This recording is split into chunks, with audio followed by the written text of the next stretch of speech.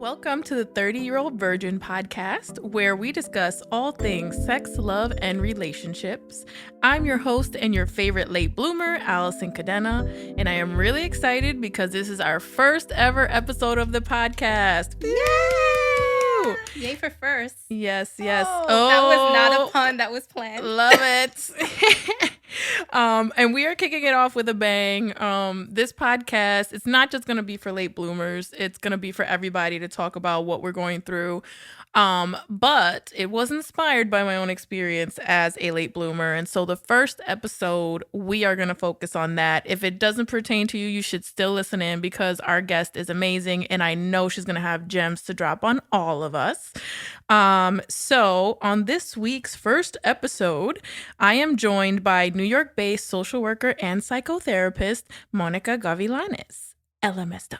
Hey. Thank you. You know they're fancy when they got initials. You gotta put the credentials real quick. You know what I'm saying? There's a lot of debt behind that. You're like, I earned those letters. So before we get into it, I want to make sure to first thank you, Monica, for being here, for taking the chance with me, because, not knowing what you was getting into. It's okay. You're here. But I would not do you justice if I tried to intro you. So why don't you tell us a little bit about yourself and the work that you do? Sure, absolutely. So I'm really excited to be here, by the way. So thank you. It's my pleasure. Absolutely. I like to start off by just being obnoxious and saying that I'm from Queens. Native New Yorker. Have to shout out my borough. Queens gets the money every day. But yeah, I'm a psychotherapist and social worker by trade. But what that basically means is I like to say that I'm a trauma therapist specifically, and I work with BIPOC identified, typically first generation individuals who have gone through, most of us, right? Like complex trauma, but using like the lens that is very decolonial. So focusing on mind, body, spirit. So we're not just going to talk about it. We're really going to try to make sure that the body has opportunity to release that trauma because that's where it's really stored. So I was excited to come on because I think the podcast and the stuff that you are going to talk about, like just in this space, there's a lot of trauma there. There's a lot of stuff that the body holds on to. So, girl, I just saw that on TikTok about that your trauma gets stored in your body. I was like, that's why I'm tense all the time. Yeah, no, for real. Yeah, that's what it is. It's like people forget that there's 8 times more messages coming from the body to the brain than the brain to the body. So when you go to therapy or when you're kind of just like existing in the world, you're always doing it from your head. So that's why it's like, damn, I can't stop my thoughts, or like I hyperfixate on something, or like when I get nervous, it's like I can't let go of something, and we forget you have to actually drop down. And a lot of the work is there. Yeah. So that's the type of work I do, basically. Girl, I could use some work then. I was like, that sounds just like me. Mm-hmm. All of us, really. Yeah. Okay. Well, I love that. So basically, you have an actual professional here who knows what she's talking about. All right. I wasn't going to play with y'all on this podcast. Okay. We bringing a real thing in. Okay.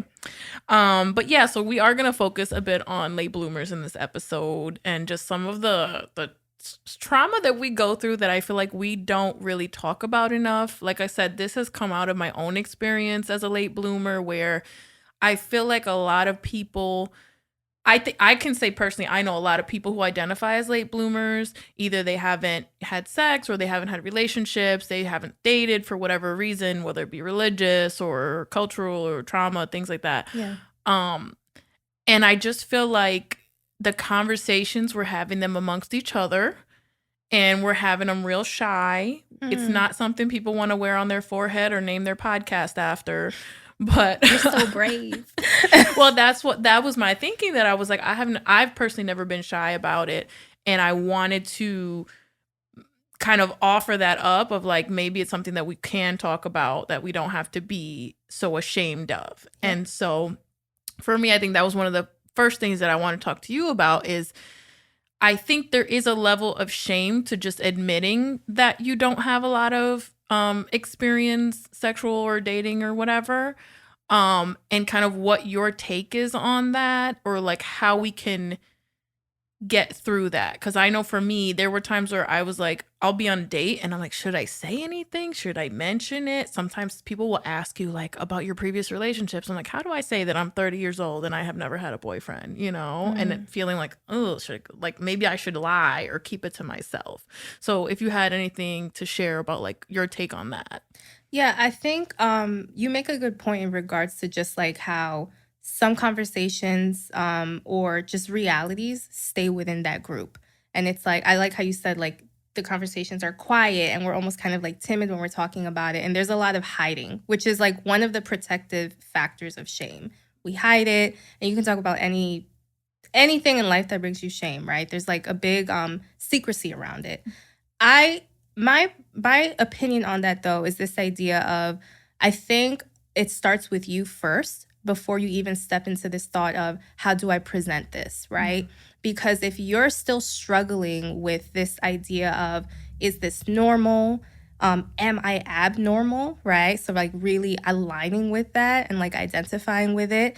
And there's still work to be done on a personal level in regards to your relationship with that part of you that was like really active historically, that maybe was like the main part that kept you from quote unquote developing or aligning with these milestones that society has like laid out for us, right? We didn't really get to decide them. That's just kind of what it is. So before you even like figure out how to communicate that, you have to figure out how to communicate that with yourself, right? So if the conversation that you're having with yourself, it sounds kind of like, yeah, like because of a bunch of different shit in my life, I was really insecure about dating or like connecting with people on an intimate or sexual level. And, you know, I was a little fucked up in the game for a minute. And that's kind of what it is. And you're able to relate to that part with curiosity and grace and compassion.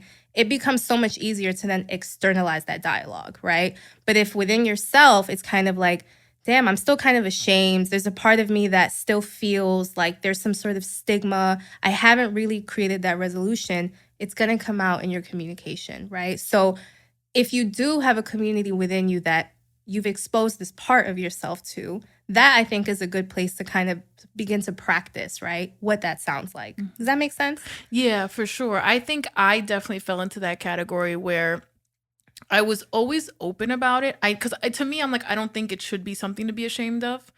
I understood why it was the case for me, but then I noticed that I would present it to people like on dates, like, well, actually, like I would present it in a way that made it seem like I was ashamed. And I wasn't, but I was more like, well, I don't know how you're going to take this, like cautious of their reaction when I'm like, I know I'm not really ashamed of it.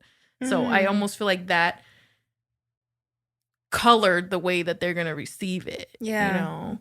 I mean, not to turn this into a therapy session, Go ahead, girl. Let her rip. I guess I'm kind of curious if you're aware of, because what I'm hearing you describe is like two parts that have two very different reality perspectives on the reality, right? So you're identifying this part that is kind of like, there's nothing to be ashamed about. This was just the circumstances of life. I can recognize how I got here, you know, why this happened. It doesn't mean anything about me, right? But then I'm also kind of hearing a part that maybe has a different perspective.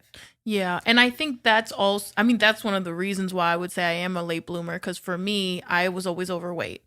And to me, I never looked in the mirror and said like, oh, my body's disgusting or something like that. I know there are people that feel that way, that they feel really unhappy and insecure in their body. For me, it was like, okay, well, I'm heavy. I don't hate it, but I think other people feel a way about it. And so I always felt like, well, I don't hate my body, but men won't find it desirable. And so there was always like, there's me, and then there's the impression that everyone else has. So me, it may not bother me, but it's going to bother someone else that I'm, you know, that I'm a virgin or that I'm never dated before. So I've always had that like kind of headbutting of like, well, how will it be received? Which I guess like, well, why should I care about that if it doesn't technically bother me? And that's where I've been stuck. Like, I wonder if, I mean, that's interesting because it's kind of like, is there a part within you that is afraid of rejection? Like, is that what it is there when you say kind of like, I would step into the thinking of, my body's not going to be found attractive by men, right? Or anybody I'm dating. Cause so then it's kind of like, okay, well, if it isn't found, if they don't find it attractive, if it is rejected, if it is judged, what does that mean? Yeah. What is that going to make this part of you believe about itself, right? So there's an avoidance there. Yeah. Right? So it's kind of like, what were you avoiding? Do you have insight into that and why? Again, because I'm hearing you describe like, and I'm sure there's other people who can really identify that, because I come from the school of thought, at least when we're doing this type of healing work, that all of us were multiple beings, right? So we don't just have one perspective. So when I talk about this idea of parts, right, I would say like, you ever had that moment where you're like, damn, I really wanted to like fight this person. I was supposed to say fight this bitch.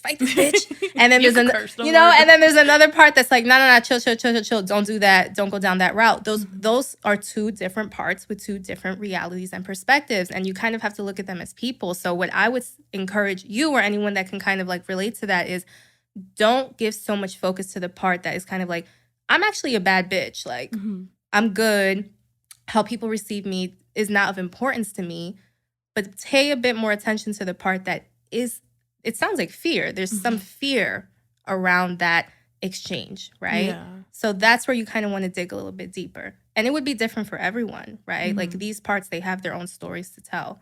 So, I would love to hear the story of your part, but something to think about, Yeah. And it's something I feel like I always have that kind of like butting heads on a lot of things of, almost like I don't want to face the criticism. I think the fear is that I don't want to face the criticism, but I don't know what that means. Because like I, in myself, don't necessarily agree. So why does it bother me that someone else would say something about it?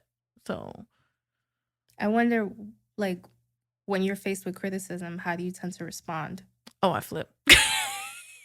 I go batshit crazy. You flip. I flip. I raise hell. So another thing to remember then, right? And like I offer this up, and I think it's a framework that you can apply to the late bloomer narrative, to anything really.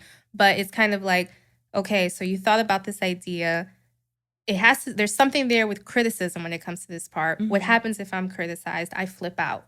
What happens when you flip out? How do you feel about yourself?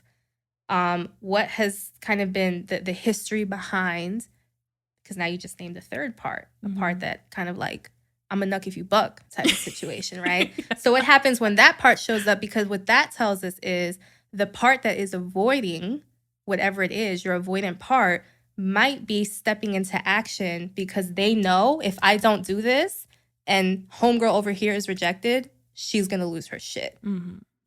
What's wrong with that? Why is it afraid of that? What happens when you lose your shit? Do you feel out of control?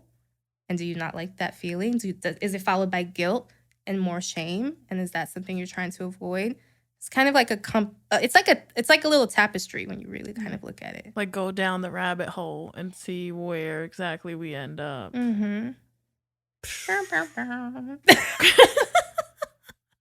I never thought of it like that because in my mind I thought like, okay, the important part is that we stay here. Like you mentioned, like the important part is that we stay true to the confident one that doesn't give a fuck, No, all those parts are just like within us, right? All the parts that we walk with, each of them have their own natural resources and strengths and abilities.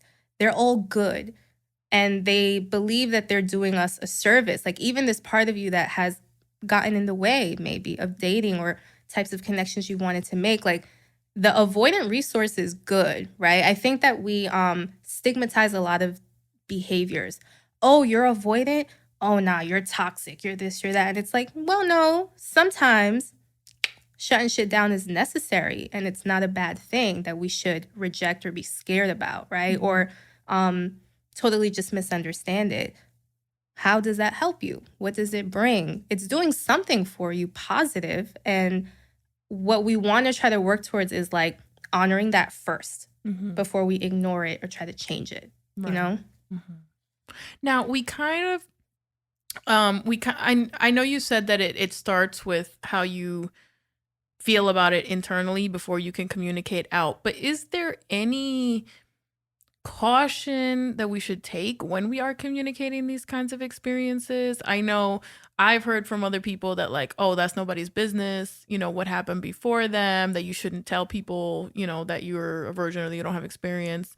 Is there like, should we take a certain amount of cautious with that, or is it kind of, I would think it would be up to the person and what you're comfortable sharing, but Yeah.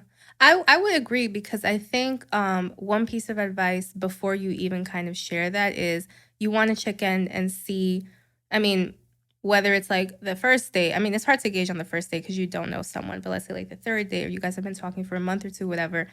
Does this place feel safe enough for me to share?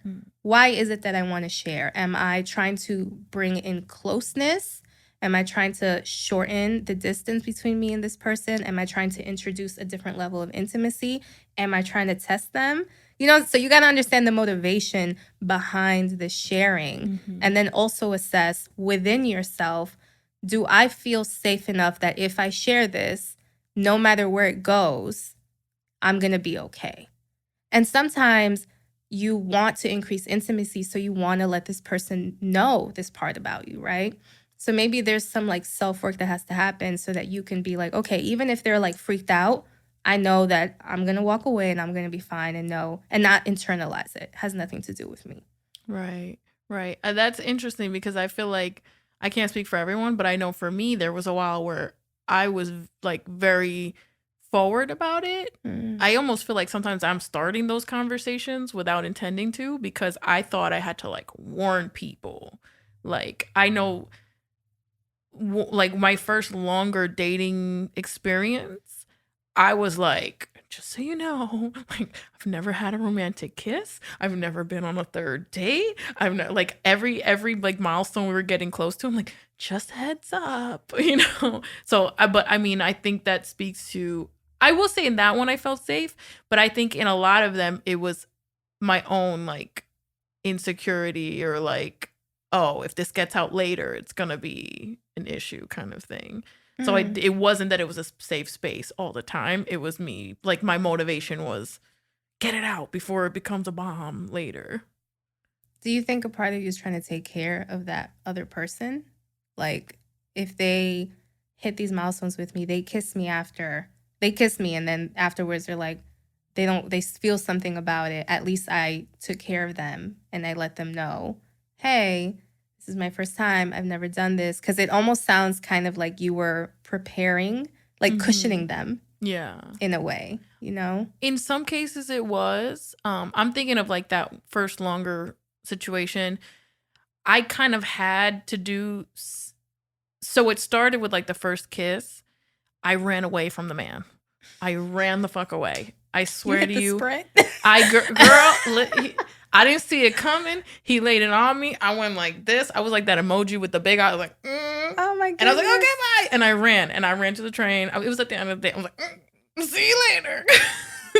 You hit that park speed walk. Yeah.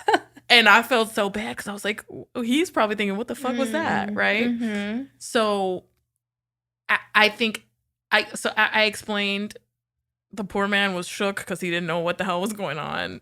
He was insecure, so that didn't help either. But so from then on, it did become a little bit like, I'm warning you now, just so you know. Like I did explain it, but after that, I will say it was more of a protective of like, I'm not trying to mess this up by making everyone uncomfortable when I run away from everything. That says a lot, though. That idea of not wanting to make someone else uncomfortable. That also kind of sounds like, I wonder if there's part of that when maybe we ruminate around like, should I say something? Should I not? Right?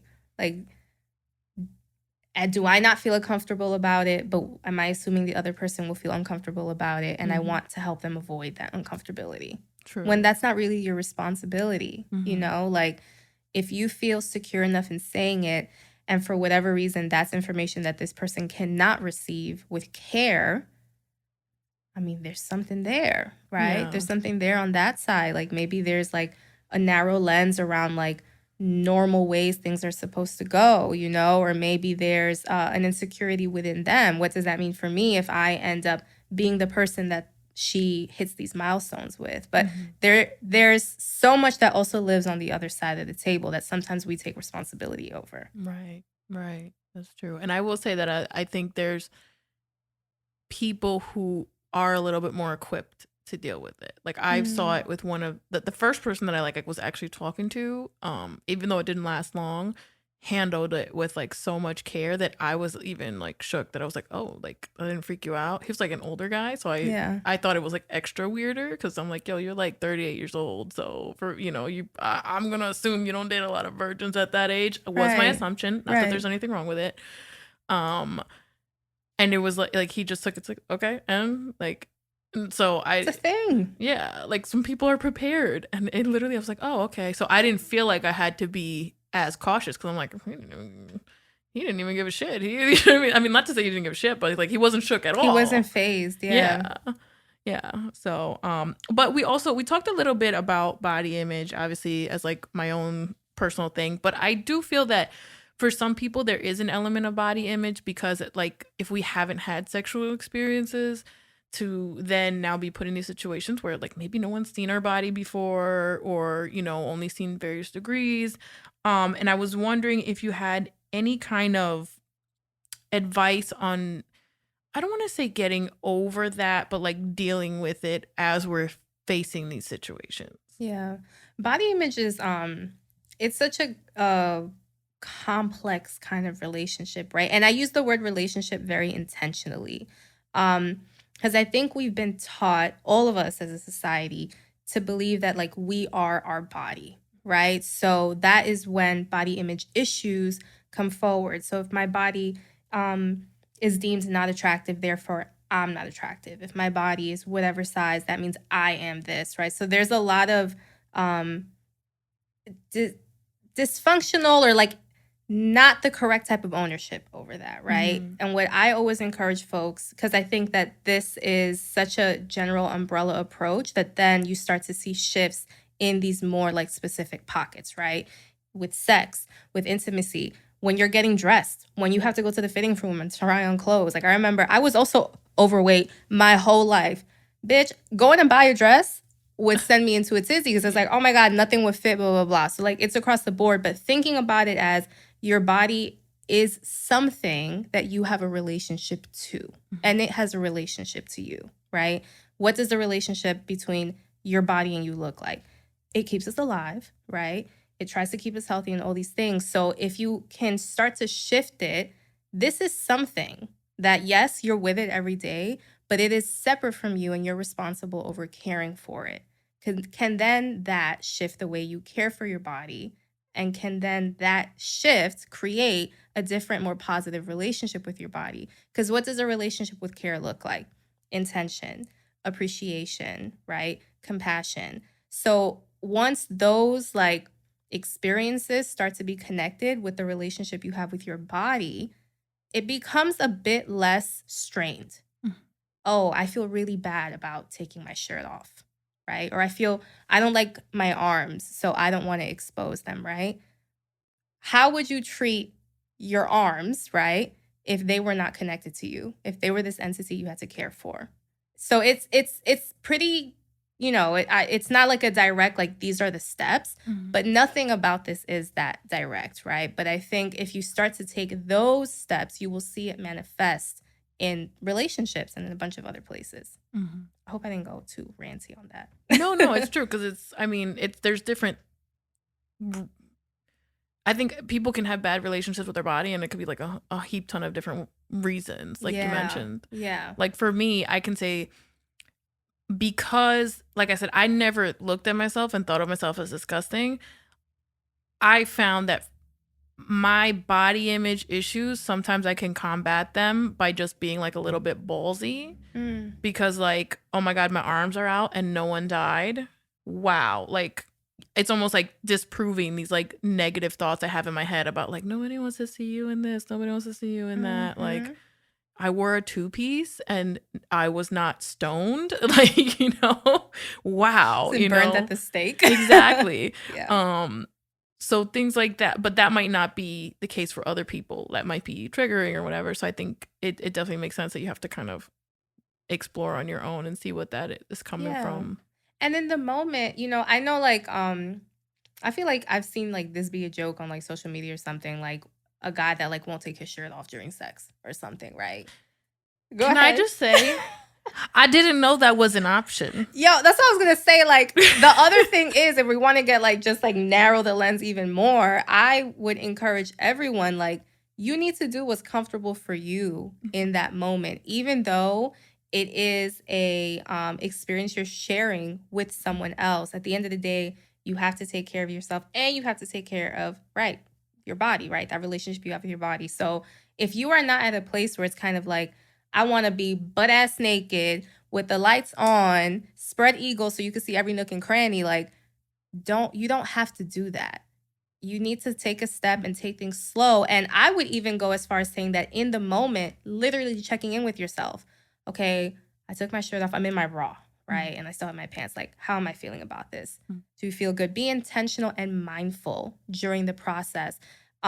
Because also when you're in your head, you're not going to enjoy it anyway. You know what I mean? So just be mindful. Okay, I took my bottoms off, or whatever the case might be. Am I feeling okay? Checking in with yourself, and go slow. And if you're like, actually, I think I want to keep my bra on, or I think I just want to like go bottomless and Winnie Pooh it. You know what I'm saying? Like, if that's what you need to do that so you can enjoy yourself and be comfortable in that moment. Because that's what it's about, especially as you're exploring this. You know, make the exploration about you and not so much about the other person. Right. I love that you said Winnie the Pooh, because I'm thinking of the TikTok. Trademark. I'm thinking, have you seen the little TikTok filter of the dancing Winnie the Pooh? Can I tell you I'm not on TikTok? Girl, you would thrive on TikTok. Are you kidding? God, I downloaded it and I was like, I don't know what any of this is, and I haven't looked back. Okay, I'm gonna show you later, Okay, because thank you. I am all over self-help TikTok and like therapy TikTok, and that's like my shit. So I will be talking thrive. so much shit because people will send me stuff and I'm like, this is so problematic. That ain't right. I'll be so mad. Don't look at my TikTok. Sometimes I be putting my advice on there, and I don't know if I'm leading people astray. I feel like you're fine. Thank you. But yeah, no, that's so funny too. I'm like, if I had known, where were you? I mean, okay, so the Easter egg, they're gonna find this out later in the season anyway. The Easter egg is that it's a 30-year-old virgin podcast and the bitch is 31. So listen, okay? Don't ask me what happened in that last year. But you have to round it. But yeah, exactly. I'm like, it's so my friend told me, she's like, but it's not true. And I'm like, it's not true. It's just not up to date. But listen, people do it all the time. Yeah. Branding. I just thought it was funny because I was like, so someone that I mess with was like, oh, you're very confident in your body. And I was like, are you talking about the same me? And he's like, yeah, because like there are girls that won't take their shirts off. And I'm like, you mean to tell me that was an option all this time? Always. There's always choice, boo.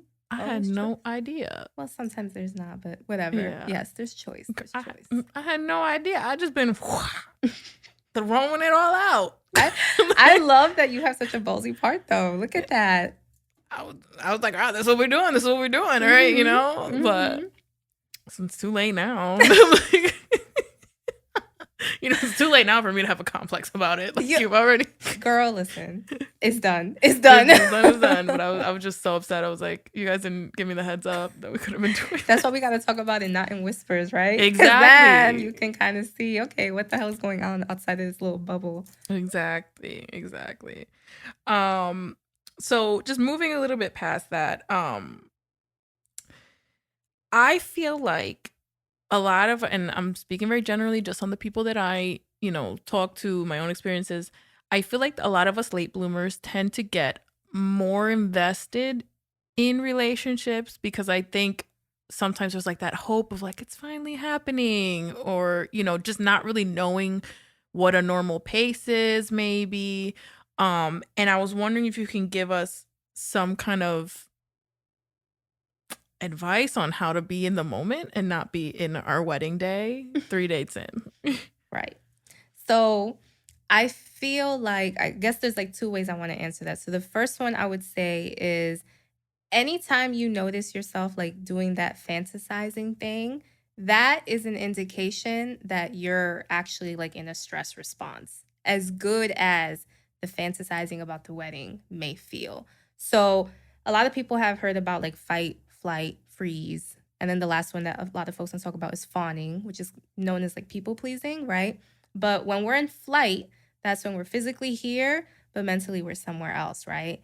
And mentally, we want to go somewhere nice, right? Or at least not as bad or as stressful, I should say, as the situation we're in. So when people, right, kind of begin to date and they start to just jump the line a little bit quicker, there's something there around, okay, well, what fear is this connection bringing up for you? Is it the fear of what does it mean to about me or the situation if this doesn't work out, right? Is it that I'm going to end up alone? Is it that I'm not going to find somebody who I believe gets me like this person, right? This type of connection. So not just like quantity, but quality. So when you start to notice that, good thing is to check in with yourself. I mean, and it's a basic question, but it's like, why? Why am I thinking about walking down the aisle with this man that just took me to Applebee's like twice and I don't really know anything about it, right? Well, it made me feel this way, blah, blah, blah. And you just continue to stay with that part that is fantasizing. You continue to stay with that part that is maybe kind of having like tunnel vision around the situation and wants to rush. Because in regards to pacing, slow and steady is always the best, but you get to define what that slowness is to a certain degree, right? Because it's kind of like, that's why I don't believe in the whole like don't sleep with a guy until I think it's like 5 dates or what the hell, some bullshit Steve Harvey used to say. Yeah. Right. But I'm on my own. I'm on my own timeline.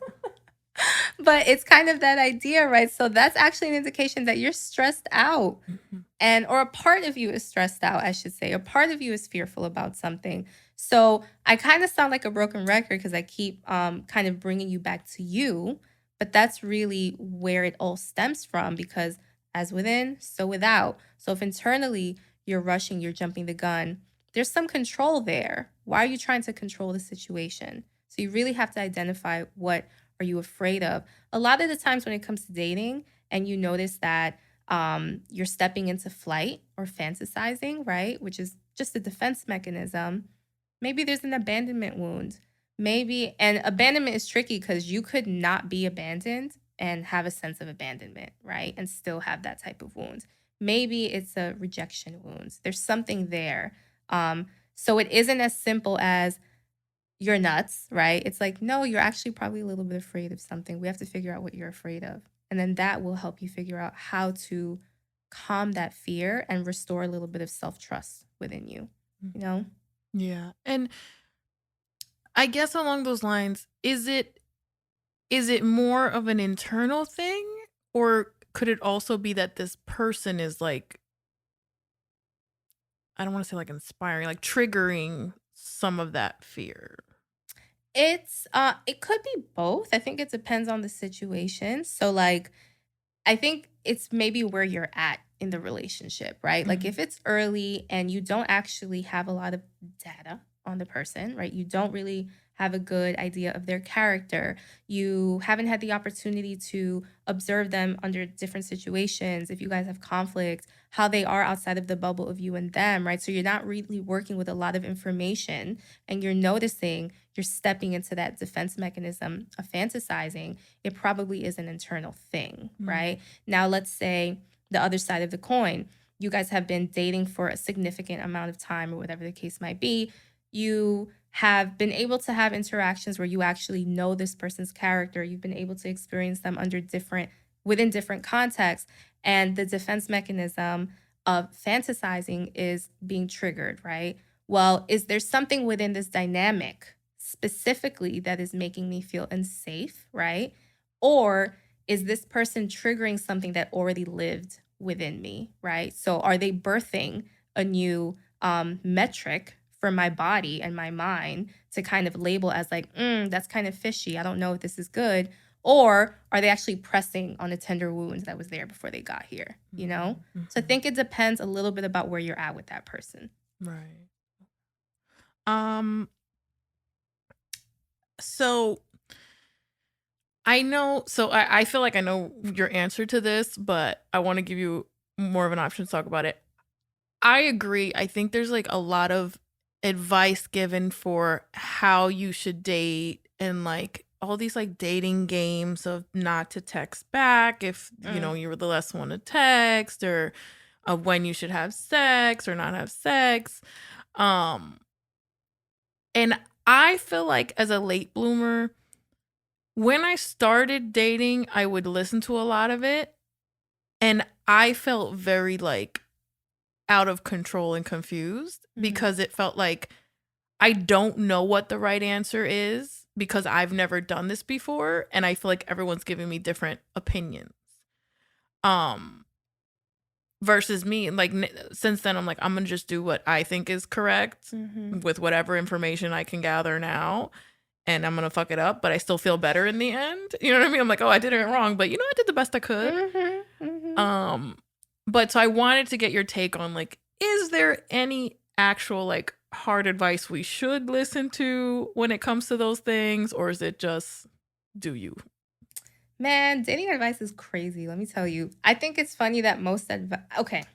This is what I'm going to say. The one solid piece of advice I think everyone should follow is if you are seeking dating advice, you're going to take dating advice, really know all the different parts of your source. And what I mean by that is, now this may sound like shade, but it's not shade because I'm really compassionate about how people show up and like why we respond the way that we do, right? So like, for example, with me, I have friends like myself, right, that in our past we have gone through a lot of trauma. We have gone through daddy issues, mommy issues, brother issues, cousin issues, you know what I'm saying? All the issues, then tap that on to like just like all the isms, right? And like all this really complex tapestry. If the source that is giving you advice hasn't done a lot of work to really understand themselves and their traumas and how these parts show up, they may be speaking to you from like an unhealed, unresolved part. So what does that look like in prime time, right? You're talking with your homegirl, you're like, oh, he hasn't texted me all day. Fuck that. When he texts me, I'm going to wait 12 hours because he hasn't responded to me in 6. So double the time. That's a rule I read in some stupid place, right? So, and then she co-signs it. And she's like, yeah, because these motherfuckers out here, they don't care, blah, blah, blah, blah, blah.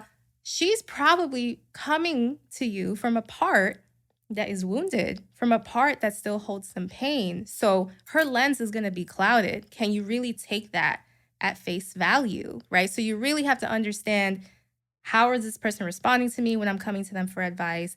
Does it feel like they're personalizing it, coming from a personal place? Or are they actually feeling like a neutral sounding board that is curious versus kind of hyping you up, right? Like, okay, well, why is it that you're freaking out that you haven't heard from him in 6 hours? What do you think that means? How are you feeling about that? Is it going to make you feel better to wait 12 hours to respond to him so you guys won't talk until tomorrow? So, not that I believe like friends should be your therapist, but there's a different way that people interact with their loved ones when they are kind of communicating from a really grounded place versus you're triggered, now I'm triggered. We're about to be triggered together and let's trauma bond about it and talk shit about this guy. Meanwhile, who knows what's happening on his side, And this happens with everybody. Like I'm using myself and homegirls as an example, but men do the same thing. Fuck that bitch, she's a hoe. And it's like, who hurt you? Who hurt all of us? What's going on? It's so true. I see it a lot with when you tell people that you're a virgin, and I feel like a lot of people, you see them regress to like whenever they lost their virginity, and they'll be like, their eyes gloss over, and they're like, hold on to it forever, because Randy, when I was 17, broke my heart right after. You know what I mean? Like you see them regress, and then I'm like, okay, but this doesn't help me. Right. Like, it's cool. I'm good. Yeah. And I would say, I think for late bloomers, especially if you're like a virgin, sometimes that gets confusing too, because where we tell teenagers, like, when you're ready, I feel like the older I got, the more it was like, hold on to it forever. Yeah. And I'm like, don't you think I would know better than a teenager at this age? Like, shouldn't it also be when you're ready, when you feel like you're ready? Like, wait till you're in love. Like, okay. I hate the line when you're ready, because I feel like so many of us don't even know what that feels like or means. And I do encourage this because I work with clients and I have a couple late bloomers that I work with, right? And when I used to work with like teens and stuff, So I think it's more about try to figure out what your intention is behind it. What is your intention? Do you want to sleep with this person because I've never had sex? I'm curious to see like what all the hype is about. Do you want to have sex because I feel like this person is moving away from me and maybe this will bring them closer? Do I want to have sex because everyone else has done it and I have a little bit of FOMO and I don't really know what's going on? So just figure out what your intention is and then connect to that intention. How does it feel when you sit with yourself and you're like, actually, I want to have sex because I feel like I have to catch up? Does that feel good? Is that what you want to do? Is that going to be the same thing tomorrow? So it's kind of like slowing down, being mindful, but understanding what the energy is behind it. Because then if you're not honest with yourself about the intention, so like let's say I want to have sex because I have a fear of missing out, right? But you're telling yourself something else. Then you engage in that, something happens, you've exposed yourself to harm because you actually didn't go into it in a grounded, like transparent way within you, you know? Right. So it's not even so much when you're ready. It's like, okay, well, why? Let's talk about why you want to do this. Yeah, for sure. And I think that can be confusing too. I think especially because we're older and I think we understand a lot about ourselves in a lot of cases, but because we haven't had sexual experience, maybe we don't understand our relationship to that. Yeah. Because I know I would always say, I'm like, I'm not waiting to be in love. I just want to feel like it's like happening naturally in the moment, you know? Like it's just part of like I feel comfortable with this person and that's where we're going. Yeah. And no one ever understood that. And like, I think that makes a lot of sense. Yeah. And well, because I realized then afterward that for me, like I don't put a ton of stock into sex. And I'm sure there's more to it. Like I've never been in love with a person and had sex with them. So I'm sure that will change it. But for me, I'm like, it's not something that I necessarily use to like validate myself or like I don't really care. Like to me, it's like, hey, you know, we're having fun and this is what happened. You know, like we went bowling or we had sex. It's just that's what we did that day. You know. Yep. And again, I'm sure there's more to come. Obviously, you know, as I have more life experiences, but I feel like I didn't know that until I actually started having sex. I'm like, okay, so we understand a little bit more now about how we feel about it, as opposed to like, you know, having never done anything and I'm like trying to imagine based on no data whatsoever, Right. like forecast how this will affect me or what the right moment is, you know? You have to have experiences to understand. Like you can have this like bird's eye view of it, right? But until you actually have the experience kind of going back, right? Like, so your mind, your body, and then like your essence is going through it. That's when you start to learn like, that works, this doesn't work, this made me feel like that. So it's kind of this interesting thing of like, okay, how do I know that I'll feel ready? You have never been ready yet, so you may not know, you know? So that's why it's like, at least you, right? Like you're a good example. Like you really understood, okay, this is why I haven't. Whenever you were like, I feel ready to do this, this is my why.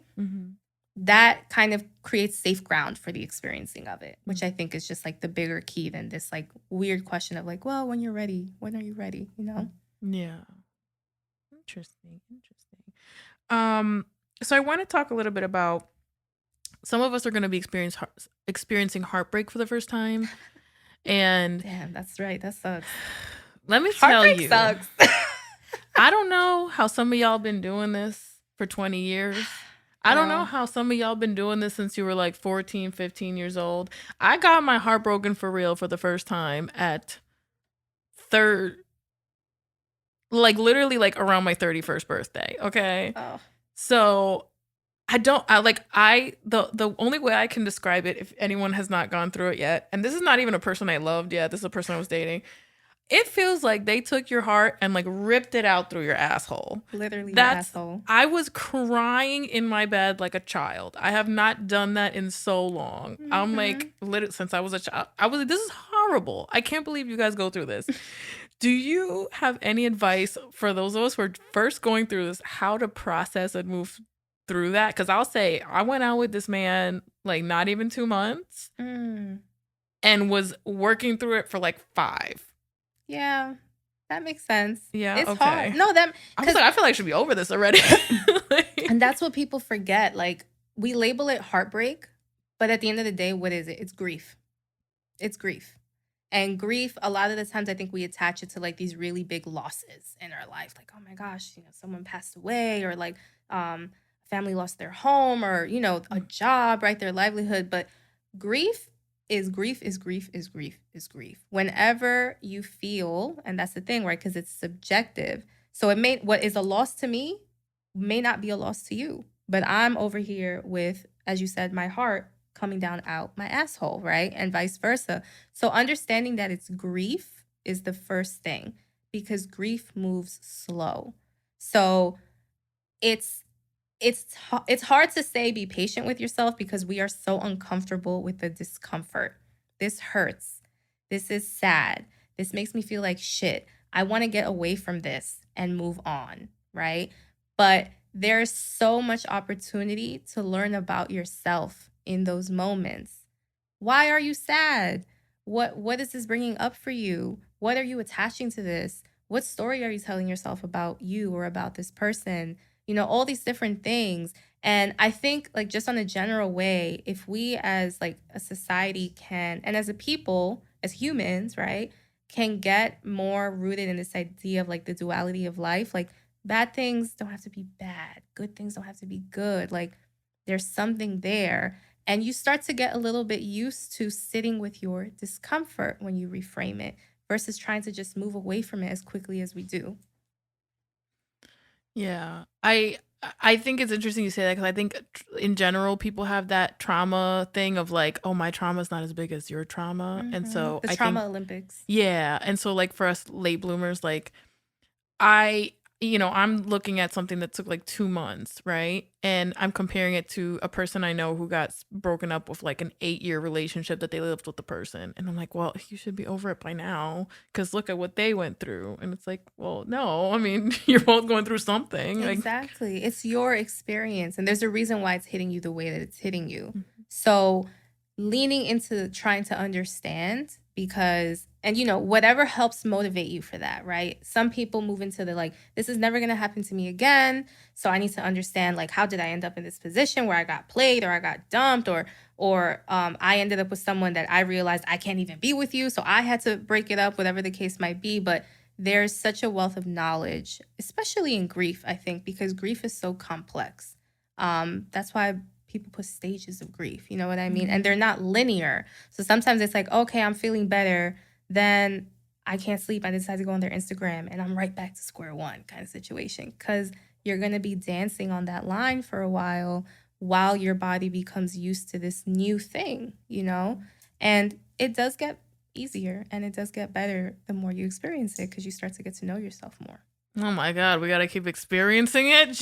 Ooh, that's the beauty of this experience, this human existence. We get to experience so much bullshit. Isn't that great? No, I'm sorry. The next one's going to have to be my husband. He's going to have to, I'm not going through that again. So I just want to ask one quick question as we wrap it up, of like, do you have any general tips for people who are interested in starting therapy that maybe have never done it before, or just, how to find the right therapist, stuff like that? Yeah. It's funny we're talking about dating, because I think finding a therapist is like dating. So the first thing I would say is just maybe take time to think about what is important to you in relationships, right? So like, I want someone that I can be myself around. I want someone that has a sense of humor, or I want, someone that maybe feels a bit more nurturing or older. Like, try to think about what type of person would elicit some sort of safety within you, right? A man, a woman, someone close to my age, someone older, whatever the case might be. And then, there's a bunch of websites you can look on, just because of, us being women of color, but no shade to the white identified folks. Clinicians of Color is a really good website to check. Inclusive Therapy is a really good website to check. And then most folks will offer a free consultation call, which is like 10 to 20 minutes, depending on the person. And that will allow you to see, are they asking me questions about me, or are they just trying to talk about them? And then think about what are questions that you would want to ask them, kind of like, okay, well, have you ever worked with someone that identifies as a late bloomer or has this type of trauma in their life. What does that look like?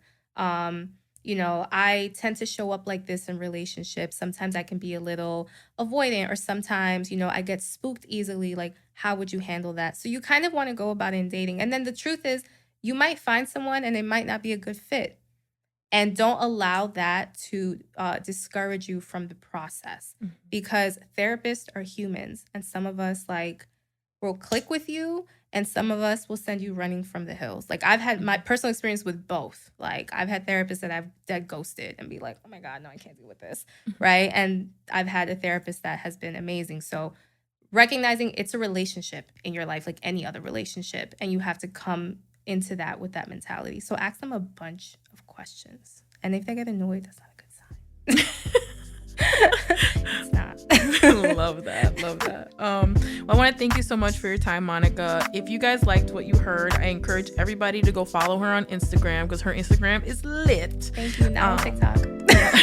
Not yet. By the time this episode comes out, she's going to be a big hit on TikTok. I'm speaking it to existence, okay? So follow her on Instagram. Her Instagram is Roots and Alchemy. I will put it every which where I can on the videos and the audios and things. Roots and Alchemy. And she shares a lot of great insights, especially, as you mentioned, for BIPOC people going through therapy and things like that. And then also, don't forget to check back in next week for another episode of the 30-Year-Old Virgin podcast. Pew, pew, pew, pew. I love that. I guess that's going to be a thing. Listen, there you go. You started it now. You set the precedent. You have to literally do that every episode now. I'm going to be checking. I'll be like, you're not staying committed to the process, Allie. What happened? I love it, though.